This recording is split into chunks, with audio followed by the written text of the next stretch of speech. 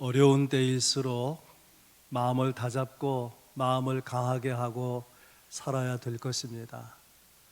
우리가 그런데 어려운 때에 더욱 마음이 약해지게 된 여러 가지 이유들이 있는데, 언제 우리의 마음이 약해지는가 하면은 양심의 가책을 받을 때 마음이 약해지고요, 또 이기적인 마음을 품을 때 마음이 약해지고, 마땅히 알아야 될 내용을 알지 못할 때, 그런 지식이 내게 없을 때 아무래도 연약해질 수밖에 없고, 또 더 중요한 것은 내가 결정을 해야 될 때에 마음이 나누어져서 두 갈래, 세 갈래, 네 갈래로 마음이 나누어지면, 그러면 마음을 다잡기 어렵죠. 마음을 강하게 가지기 어렵습니다. 그러나 일단 한 방향으로 또 내가 마음을 결정하고 나면 다시금 마음속에서 용기가 생기는 것을 느낄 수 있습니다. 오늘 여러분과 함께 나누고자 하는 말씀은 예수님께서 결심하시고 또 제자들의 결심을 요구하시는 그런 내용을 다루고 있습니다. 57절 본문이 어떻게 시작되는가 하면은 길 가실 때의 그런 표현으로 시작이 됩니다. 예수님께서 어디로 가시는 것일까요? 그 길은 어떤 길일까요? 그 길은 한가로운 산책길이 아닙니다. 그 길은 예루살렘으로 향한 길인데, 예루살렘으로 향한 길과 더불어 오늘 말씀의 배경으로 주목할 성경 구절은 51절입니다. 예수께서 승천하실 기약이 차감해 예루살렘을 향하여 올라가기로 굳게 결심하시고, 예루살렘 그 길을 다 가면 뭐가 있냐면 십자가 기다리고 있습니다. 예루살렘에서는 대제사장과 바리새인들이 이번 유월절에 예수가 올라오면 우리는 그를 잡아서 죽일 것이다, 그런 죽이기 위한 음모를 꾸미고 있었습니다. 예수님은 그런 일들을 아시면서도 예루살렘을 향하여 길을 가고 계셨다는 것입니다. 그러면서 자신에게 예언된 하나님의 말씀을 생각하고 계셨는데, 51절에 나와 있는 대로 예수께서 승천하실 기약이 차감해, 이 땅에 성육신 하셔서 사람으로 오신 예수님께서 30년 사시고 또 이후 3년을 공생의 사역을 하시고, 이제 마지막에 십자가에 죽으시고 부활의 승천하실 그날을 바라보시면서 예수님께서는 이 일이 진행되도록 하기 위해서 예루살렘을 향한 길 앞에서 굳게 결심하셨다는 것입니다. 헬라어 원문에는 이 굳게 결심하시고 이 표현이 얼굴을 굳게 하셨다, 그렇게 되어 있어요. 사람이 긴장하거나 마음을 강하게 다잡고 그렇게 결심하게 될 때 얼굴이 굳어지는 거 아니겠습니까?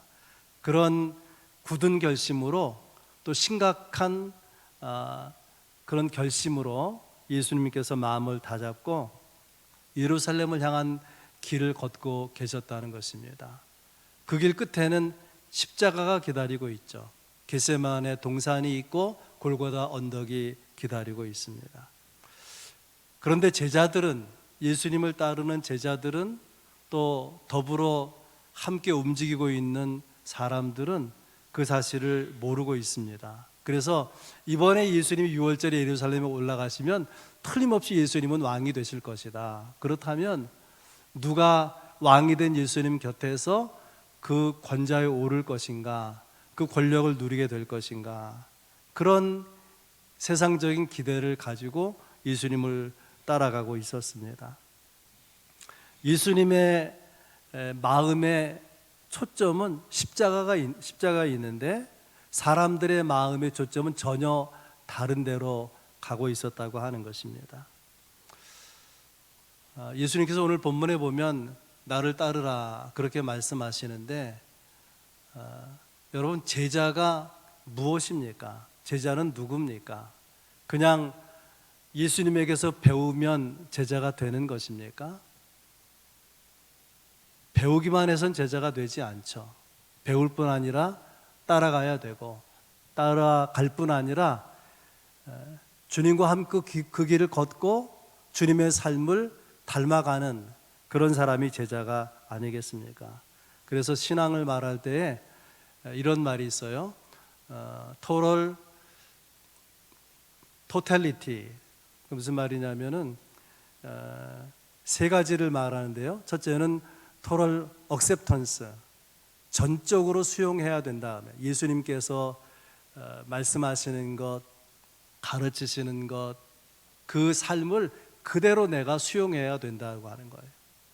두 번째는 total discipline.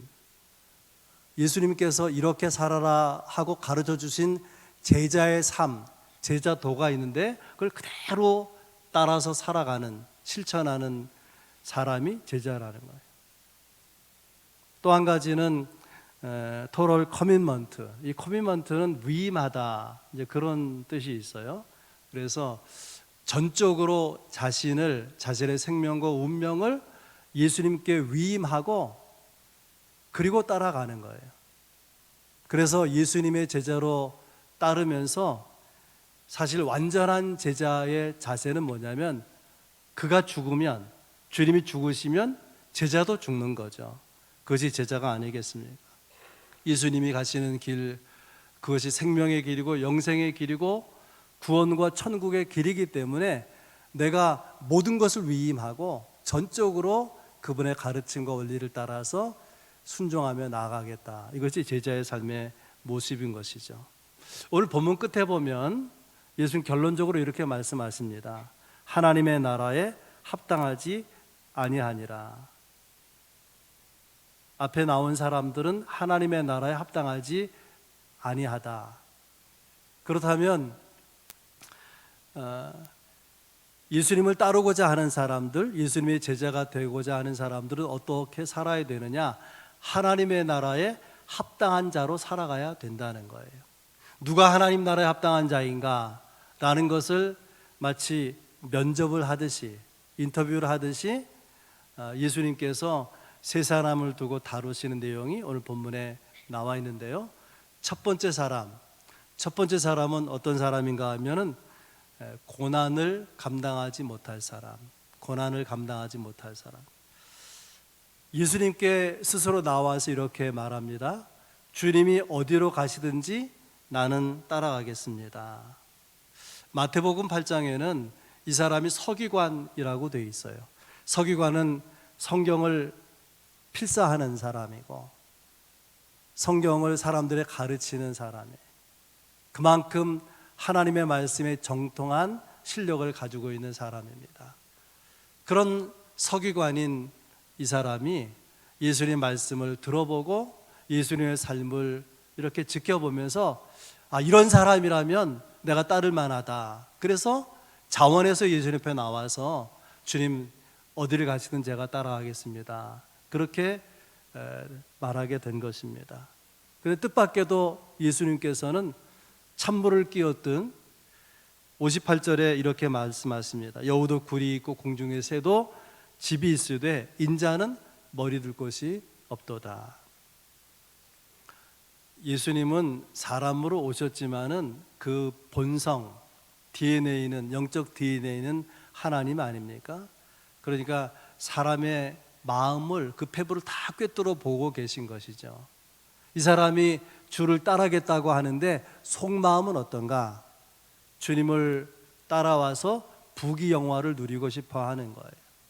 예수님의 행하시는 기적을 보지 않았습니까? 그런 능력에 주님을 따라가면 틀림없이 영광스러운 삶이 기다리고 있을 것이다. 그래서 따르려고 하는 걸 아시기 때문에 예수님께서 말씀하시기를 나는 머리 둘 곳도 없다. 머리를 둔다는 것은 베개를 하고 자는 걸 말하죠. 나는 오늘 밤 자야 될 숙소도 변변치 않다. 준비되어 있지 않다. 그리고 가로를 해서 예수님이 말씀하시는 것을 적는다면 이런 내용이죠. 그래도 따르겠느냐? 그래도 나를 따라오면 머리 둘 곳도 없는, 하룻밤 묵어 갈 숙소도 마련되지 않을 수 있는 그런 삶이 있을 수 있는데 그래도 나를 따르겠느냐? 예수님이 이 사람에게 기대하는 대답은 뭘까요? 그래도 주님을 따르겠습니다. 나는 주님을 따르고자 할 때에 고난당할 것을, 희생할 것을 이미 각오했습니다. 그래도 주님을 따르겠습니다. 이런 대답을 아마도 기대하셨을 것인데, 그런데 이 사람은 그렇게 대답하지 못했습니다. 이 사람의 문제가 뭐냐 하면은 예수님을 따르고 싶어 하는데 예수님이 가는 길이 어떤 길인지를 모른다는 거예요. 예수님이 가는 길이 어떤 길이죠? 십자가의 길이죠. 그건 고난의 길이고 환난의 길이고 순환의 길입니다. 아마 어쩌면 이 사람은 한 번도 고생을 안 해본 사람일지 몰라요. 서기관 아닙니까? 예수님을 따르지 않아도 충분히 먹고 살 수 있는 사회적인 위치가 있는 그런 사람입니다. 여러분, 주님을 따른다는 것 그냥 마음만 가지면 되는 것입니까? 고생 안 해본 사람이 고생하게 되는 상황을 만나게 될 때도 그 마음으로 여전히 따를 수가 있겠느냐, 그런 말이에요. 이런 이야기가 있습니다. 신학교 들어갈 때는 찬송가 중에 부름받아 나서니멈, 그런 찬송이 있잖아요. 부름받아 나서니멈 어디든지 가오리다. 신학교 졸업할 때는 부름받아 나서니멈 선택하며 가오리다. 이게 현실이에요. 실제로 신학교 졸업하고 어딘가 이제 전도사로 혹은 목사로 나가서 이러려고 할 때 선택을 하는 거예요. 선택.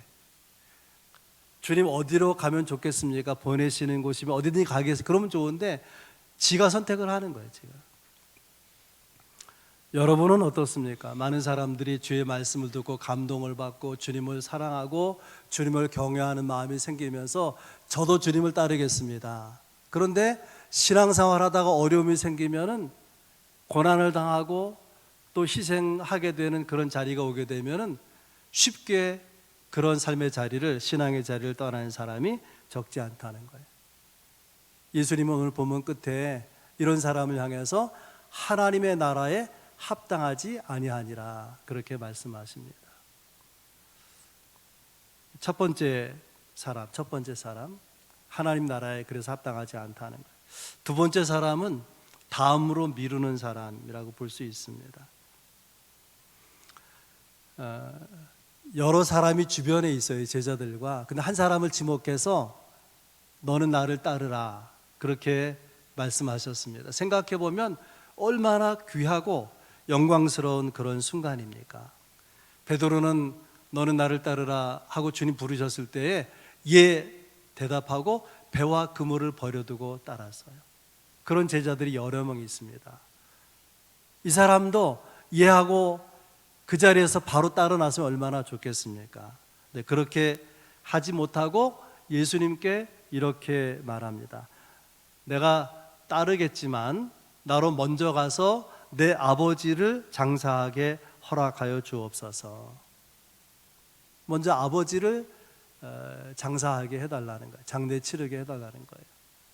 그러자 예수님께서 이렇게 대답하십니다. 죽은 자들로 자기의 죽은 자를 장사하게 하고 너는 가서 하나님의 나라를 전파하라. 아니, 아버지의 장례도 치르지 말라는 거냐? 이게 아주 기본적인 효도도 저버리라는 것이냐? 자녀 부모로서의 관계, 그런 관계도 다 끊어버리라고 하는 것이냐? 부모도 버리라는 것이냐? 여러분, 성경의 가르침은 결코 그런 것이 아닙니다.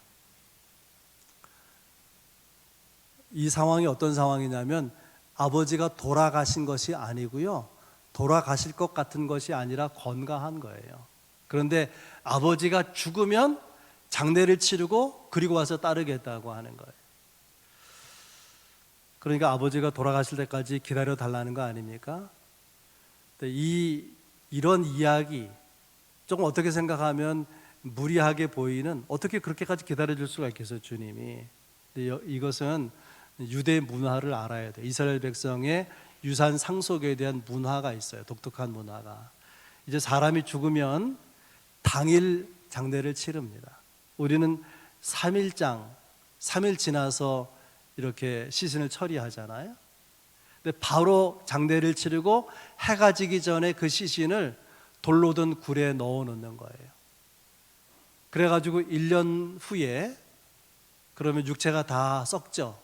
뼈만 남아요. 그럼 뼈를 추려서 유골함에 넣고 가족들이 돌아와서 그 고인의 가지고 있는 소유를 분배하는 거예요. 유산을 나누는 일을 하게 되는 것입니다. 그러니까 아버지 장사를 하게 하옵소서. 그 말은 뭐냐면 내 몫으로 돌아올 재산을 다 받고 내 몫 챙기고 그리고 나서 주를 따르겠다라고 대답한 거예요.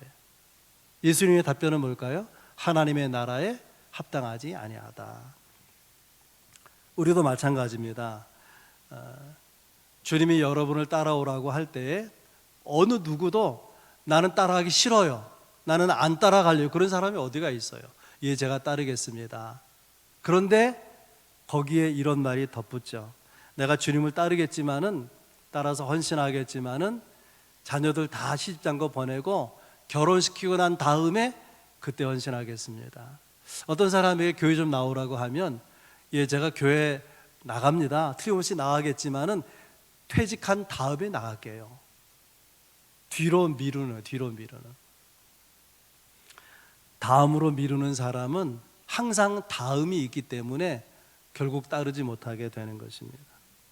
김동환이라고 하는 목사님 이야기인데요, 아주 골수 유교 집안에서 자라면서 교회를 다니게 되는데 주일날 교회 갔다 오면 아버지가 아주 무섭게 매서운 매를 때리는 거예요. 그래도 교회를 사랑하고 주님을 사랑하는 마음으로 교회를 다니는데 어느 주일날 예배를 하고 교회에서 이렇게 행사를 하고 이제 아이가 집으로 돌아오게 되는데 밤 좀 제법 늦은 시간이에요. 근데 뜻밖에도 어머니가 반찬을 잘해가지고 밥상을 차려서 이 아들이 돌아오기를 기다리고 있었습니다. 아들이 돌아오자 어머니는 아들에게 말합니다. 교회 다니는 거 좋은데 네 아버지를 봐라. 응? 아버지가 오늘 내일 하는데 너 아버지 그렇게도 교회 나가는 걸 반대하는데 교회 나가야 되겠냐? 너는 아버지한테 큰 불효를 하려고 하는 것이냐? 제발 부탁하는데 아버지가 돌아가실 때까지만 교회 가는 거 좀 쉬어라. 세상 모든 학교는 방학이 있는데 예수 학교는 방학도 없더냐? 아버지가 돌아가시면은 손 붙잡고 나와 함께 교회 나가자꾸나. 어린 이 동환이의 마음이 흔들렸어요. 예, 그렇게 하겠습니다 라고 대답하려고 하는 순간에 교회에서 들은 하나님 말씀이 생각이 났습니다. 내 아버지와 어머니를 나보다 사랑하는 자는 내게 합당하지 아니하니라. 그 말씀이 생각나자 어머니에게 이렇게 말합니다. 그렇습니다. 세상 모든 학교에 방학이 있지만 예수 학교에는 방학이 없습니다. 그러니 저는 교회에 나가야 되겠습니다. 그래서 어떤 일이 벌어지게 되었는가 하면은 오늘 내일 하던 그 아버지가 오늘 내일 만에 죽지 않고 20년을 더 살았다는 거예요. 20년을. 만약에 아버지가 돌아간 다음에 교회 나가려고 했다면은 교회 다니지 못했을 거예요. 그리고 더구나 목사는 될 수가 없었을 거 아니겠습니까? 그래도 교회를 나가야 되겠습니다 하고 마음을 강하게 결단했기 때문에 얼마 지나지 않아서 그럼 나도 교회 나가야 되겠다 하고 어머니가 교회를 다니게 되었다. 그런 간증이 있습니다. 여러분, 다음으로 미루는 사람, 그런 사람은 하나님의 나라에 합당하지 않습니다. 주님은 따를 수가 없는 거죠. 세 번째 사람은 세상 애착을 버리지 못한 사람이에요. 예수님께 스스로 나와서 이렇게 말합니다. 61절에 주여 내가 주를 따르겠지만은 나로 먼저 내 가족을 작별하게 허락하옵소서. 예수님은요, 주님을 따르는 데 있어서 가족과 작별 인사도 하지 못하게 하고 따르라, 그런 분 아니에요. 그러면 이 사람의 말을 예수님이 거부하시는 이유가 뭐냐면, 이 사람이 가족에게 작별 인사한다는 것은 가서 작별 인사만 하는 것이 아니라 가족들에게 이해를 구하고, 가족들의 동의를 구하고, 가족들의 허락을 얻고, 가족들이 다 받아들이면 그때 주를 따르겠다, 그런 이야기입니다. 그래서 주님이 이렇게 말씀하시죠. 손에 쟁기를 잡고 뒤를 돌아보는 자는 하나님의 나라에 합당하지 아니하니라. 소가 이제 앞에서 끌고 뒤에서 농부가 쟁기를 잡고 밭을 가는 거예요. 그런데 이 쟁기를 잡은 농부가 뒤를 돌아보면 어떻게 됩니까? 그러면 밭 일항이 막 그냥 갈짓자로 가게 되는 거죠. 고속도로를 운전해 가는데 운전하는 사람은 시선이 어디 있어야 되는 거죠? 정면을 향해서 저 앞을 향해 바라보고 있어야 되는데 뒤를 돌아다 보면 그냥 사고 나기 십상인 것이죠. 예수님께서 말씀하시는 이유가 뭘까요? 손에 쟁기를 잡고 뒤를 돌아보는 자는 하나님 나라에 합당하지 않다. 그러니까 뒤를 돌아보지 말라, 그 말이죠. 그 말은 앞에 계신 주님만 바라보라는 거예요. 앞에 있는 십자가만 보고 나아가라, 그런 말이죠. 우리가 주님을 따르면서 여기도 보고 저기도 보고, 여기도 기웃 저기도 기웃, 이것도 따져보고 저것도 따져보고, 그러면 아무 일도 제대로 못하고 아무것도 제대로 될 수 없는 것입니다. 예수님은 여러 가지 주변에 생각할 일이 있지만은 이 6월절에 예루살렘을 향해 가시면서 오직 십자가만 바라보고 십자가만 생각하고 굳은 결심으로 그렇게 나아가고 계시는데, 제자들의 마음은 흐려져 있는 것 아니겠습니까? 쟁기를 잡고 뒤를 돌아보는 사람 하나님의 나라에 합당하지 않다. 뒤를 돌아보지 말라. 여러분, 뒤를 자꾸만 돌아보는 사람의 속마음, 그 심리가 뭘까요? 그것은 세상 것에 대한 미련이에요. 주님을 따르면서 뒤에 남겨진 소유, 세상 일, 세상 것에 대한 애착과 미련 때문에 그래서 자꾸 뒤를 돌아다보게 된다는 것입니다. 주님을 따르고자 하는 사람은 뒤의 것은 잊어버려야 돼요. 버려야 되는 거예요. 버리지 않으면 따를 수 없고, 버리지 않으면 헌신할 수 없습니다. 공부를 하기가 왜 힘듭니까? 공부를 하기 원하면은 노는 것을 버려야 되거든요. 노는 걸 포기해야 돼요. 내가 정직하려면 거짓을 포기해야 되는 거죠. 진실을 하기 위해서는 거짓을 포기해야 되는 거 아니겠습니까? 아무리 아까워도 주를 따르는 사람은 버리는 것이 있어야 된다. 포기할 것이 있어야 된다는 거죠. 세 사람, 마치 예수님이 면접해서 제자로 딱 선택을, 누가 합당한지를 선택하는 이 세 사람의 모습을 함께 나누는데요, 말씀을 잘 보면 이 세 사람의 공통점이 또한 세 가지가 있어요. 공통점. 첫 번째 공통점은 이 사람들의 이름이 없다는 거예요. 첫 번째 사람은 어떤 사람이라고 되어 있고요, 두 번째, 세 번째 사람은 다른 사람이, 또 다른 사람이, 그렇게 나와 있어요. 왜 이름을 기록하지 않았을까요? 그것은 여러분도 그 사람이 될 수 있기 때문에 그런 거예요.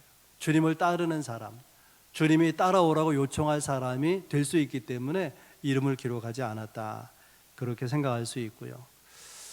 그 다음에 또 한 가지는 두 번째, 세 번째 사람이 이렇게 대답하고 말하는 것을 살펴보면은 그러나가 붙어요. 그러나 주님 따르고 싶습니다. 그러나 잠은 집에서 자야 되겠습니다. 주님을 따르고 싶습니다. 그러나 먼저 중요한 일을 해야 되겠습니다. 주님을 따르고 싶습니다. 그러나 가족들 허락이 있어야 되겠습니다. 여러분에게는 그러나가 무엇입니까? 주님을 따르는 데 있어서 발목을 잡고 있는 것은 무엇입니까? 어떤 교인에게 집사님, 신앙생활 또 교회 봉사 헌신하는 일을 위해서 이렇게 하시면 좋을 것 같아요 라고 말하잖아요. 그러면 이렇게 대답하는 사람이 있어요. 목사님 말씀은 참 좋습니다. 제가 기도해 보겠습니다. 그럼 제가 어떻게 생각하냐면 틀렸구나. 기도해 보겠다는 말은 진짜 기도하는 게 아니라 완곡하게 거절하는 거예요. 완곡. 따를 마음이 없다. 헌신할 마음이 없다. 그런 뜻 아니겠습니까? 어떤 이유로든 그러나라고 붙이는 사람은, 그러나라를 떼어버리지 못하는 사람은 주님을 따르지 못하는 것입니다. 여러분, 주님을 따르기 원하십니까? 주님의 제자 되기를 원하십니까? 그러면 나를 따라오라고 할 때에 내 마음속에서 나도 모르게 올라오는 그러나를 꺾어버려야 돼요. 그러나 이 그러나를 죽이지 않고는, 그러나를 끊어버리지 않고는 따를 수 없고 제자 될 수 없는 것입니다. 세 번째 공통점은 두 번째, 세 번째 사람이 공이 먼저라는 표현을 합니다. 59절에 나로 먼저 가서 내 아버지를 장사하게 허락하옵소서. 61절 나로 먼저 내 가족을 작별하게 허락하옵소서. 무슨 말입니까? 내가 먼저 할 일이 있다는 거예요. 나름 우선순위가 있다는 거예요. 이거 먼저 하고 그 다음에 주님 따른 일을 하겠다는 것입니다. 우선순위. 여러분, 우선순위가 무엇입니까? 우선순위는 더 마음이 가는 거예요. 거기에 우선순위가 있어요. 더 마음이 가는, 거기에 더 마음이 가요. 그게 더 소중해요. 그게 더 가치가 있어요. 그렇게 여겨지는 모든 것이 그의 우선순위인 거예요. 왜 주일날 교회에 나오지 못하셨습니까? 그럼 손님이 와서요. 왜 주일날 교회에 나오지 못하셨습니까? 갑자기요, 처리해야 될 급한 일이 생겨서요. 그걸 해석하면 이런 뜻이에요. 나에게는 그것이, 손님이, 처리할 그 일이 내겐 더 소중하다. 내게 더 가치가 있는 일이다. 나는 거기에 더 마음이 끌리고 있다. 그런 거 아니겠습니까? 주님의 결론적인 대답은 그런 사람은 하나님의 나라에 합당치 않다는 거예요. 그렇다면 하나님의 백성에게 있어서, 그리스도인에게 있어서 최우선순위는 무엇일까? 그것은 하나님이죠. 하나님의 말씀, 예수님의 말씀입니다. 전통도 관습도 제도도 재산도 아니고 우리의 최우선 순위는 하나님이어야 되고 하나님의 말씀이어야 되는 것입니다. 하나님의 나라에 합당한 사람, 그것은 그 사람은 하나님의 나라를 향한 결단이 있는 사람이에요. 주님을 따를 때 어떻게 될 것이냐 여러분 묻지 마시기를 바랍니다. 여러분을 따라오라고 말씀하시고 이끄시는 주님에게 능력이 있어요. 주님의 섭리가 있고 거기에 주님의 사랑이 있고 그걸 믿고 그대로 따라가면 되는 것입니다. 주님이 친히 마가복음 10장 29절 30절에 이렇게 말씀하십니다. 예수께서 이르시되 내가 진실로 너에게 이르노니 나와 복음을 위하여 집이나 형제나 자매나 어머니나 아버지나 자식이나 전토를 벌인 자는 현세에 있어 집과 형제와 자매와 어머니와 자식과 전토를 100배나 받되 박해를 겸하여 받고 내세 영생을 받지 못할 자가 없느니라. 우리가 주님을 따르는 데 있어서 머뭇거리는 이유, 따르다가 포기하게 되는 이유, 힘들어서 그런 거죠. 한마디로 말하면. 또 그렇게 하는 것이 내게 손해가 날까 봐 그런 거 아닙니까? 절대 그럴 일 없어요. 절대. 주님이 말씀하시잖아요. 과정에는 어려움이 있을 수 있지만은 그러나 현세에서 복을 받고 내세에서도 복을 받게 될 것이라, 100배나 복을 받게 될 것이라 그렇게 말하지 않습니까? 아무것도 잃어버리지 않습니다. 여러분 설교를 들을 때, 말씀을 들을 때 내려놓으라 부담스럽죠? 포기하라 부담스럽잖아요. 헌신하라 부담스럽지 않습니까? 결코 내려놓아서 손해보지 않아요. 포기해서 결코 손해보지 않는다는 것을 아시기를 바랍니다. 그런 하나님의 축복의 약속을 확실하게 믿고 여러분의 상황, 그 형편, 그 자리에서 그대로 주님을 따라갈 수 있기를 바랍니다. 주님은 이렇게 말씀하시지 않아요? 네가 나를 따라오는데 내가 네가 얼마나 어려운지 알아. 그러니까 형편이 좋아지거든 따라라. 그런 말씀이 있었던가요? 네 형편이 따를만 하거든 따라라. 절대로 그런 말씀 없어요. 어려우면 어려운 대로, 힘들면 힘든 대로 그 형편 그대로 그 자리에서 주님을 따르라고 하는 거예요. 너는 나를 따르라. 예수님은 사람들에게 말씀하시는데 그 길은 물론 앞에는 십자가가 있지만 근본적으로 생각하면 그것이 하나님의 나라의 길이에요. 하나님의 나라의 길을 주님이 걸어가시면서 이 길을 내가 걷는데 너도 나와 함께 걷지 않겠느냐라고 우리에게 요청하시는 것입니다. 이 길을 순종해서 여러분이 나아갈 때 주님은 주님을 따르는 길을 주께서 인도하시고 그 길을 따른 자를 반드시 복 주신 은혜로 갚아주시리라 믿습니다. 기도하겠습니다.